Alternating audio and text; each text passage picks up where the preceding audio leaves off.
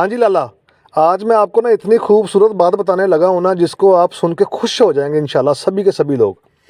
بات جو میں آپ آج کرنے لگا ہوں نا، یہ مسئلہ تقریباً آپ کہہ لیں کہ 90% لوگوں کے ساتھ چل رہا ہے، لیکن میری بات کو نا غور کے ساتھ ضرور سنیے گا۔ جن اور شیطان کھجور سے نفرت کیوں کرتے ہیں؟ رسول اکرم صلی اللہ علیہ وآلہ وسلم نے وصیت فرمائی ہے کہ روزانہ کھجور کھایا کرو، خاص طور پر صبح کے وقت 3، 5 یا 7 دانے۔ آپ صلی اللہ علیہ وآلہ وسلم نے یہ بھی فرمایا ہے کہ کھجور کو طاق عدد یعنی 1، 3، 5، 7، 9 میں کھاؤ، جفت عدد میں نہیں۔ یہ کیوں؟ تحقیقات سے پتہ چلا ہے کہ جب انسان کھجور کھاتا ہے تو اس کے جسم میں ایک نیلی غیر مرئی توانائی پیدا ہوتی ہے جو پورے جسم کو گھیر لیتی ہے، اور اس توانائی کی وجہ سے جن، شیطان، جادو اور نظر بد سے حفاظت ہوتی ہے۔ لیکن یہ اثر صرف تب ہوتا ہے جب کھجور کو طاق عدد میں کھایا جائے، 3 یا 5 یا 7 یا 9۔ اگر کوئی شخص کھجور کو جفت عدد میں کھاتا ہے نا، مثلاً 2، 4، 6، 8، تو وہ جسم میں شکر کی شکل میں ذخیرہ ہو جاتی ہے اور شوگر کا باعث بنتی ہے، ذیابیطس کا باعث بنتی ہے۔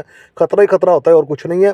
دنیا کے سائنسدان حیران ہے کہ نبی کریم صلی اللہ علیہ وآلہ وسلم نے صدیوں پہلے جن و شیاطین کے اثر سے بچنے کا یہ قدرتی علاج بتایا۔ رسول صلی اللہ علیہ وآلہ وسلم کا فرمان ہے، کھجور واقعی ایک عجیب دعا ہے۔ اگر کسی کو خون کی کمی ہے تو وہ کیمیائی دواؤں کی ضرورت نہیں، صرف روزانہ چند کھجوریں کھاؤ، خون کی کمی دور ہو جائے گی۔ اگر جگر چربی والا یا بڑا ہو گیا ہے تو روزانہ صبح کے وقت 7 کھجوریں کھاؤ، انشاءاللہ چربی ختم ہو جائے گی۔ اگر تم سرد مزاج ہو تو روزانہ 3 کھجوریں کھاؤ۔ کینسر ہر مسلمان کے لیے ایک خطرہ ہے، اللہ معاف فرمائے، لیکن کیا تم جانتے ہو کینسر سے بچاؤ کا بہترین علاج بھی کھجور ہے؟ حدیث مبارکہ میں آیا کہ رسول اللہ صلی اللہ علیہ وآلہ وسلم نے فرمایا، جس گھر میں کھجور نہیں ہے نا، وہ گھر یقیناً بھوکا ہے۔ تو میری بہنوں اور بھائیوں، دیکھ لیں کتنا بڑا فائدہ ہے اس چیز کا۔